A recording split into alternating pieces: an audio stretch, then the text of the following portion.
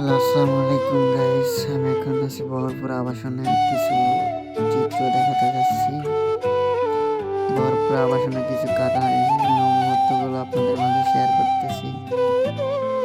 আমি যে সময় বহরপুর আবাসনে যাই, একটু হাঁটাহাঁটি ঘোরাঘুরি করি, বাট আমার অনেক ভাল লাগে এখানে বসে সময় দিতে, একটু শীতল আবহাওয়া বাতাস অনুভব করে আর একটু হাঁটাহাঁটি ঘোরাঘুরি করি।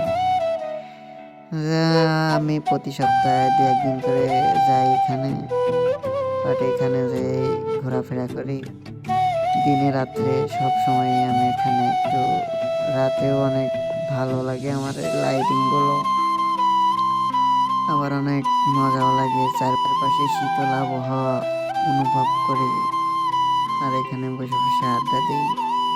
অনেক ভালো লাগে, যা বলে বোঝানো যায় না।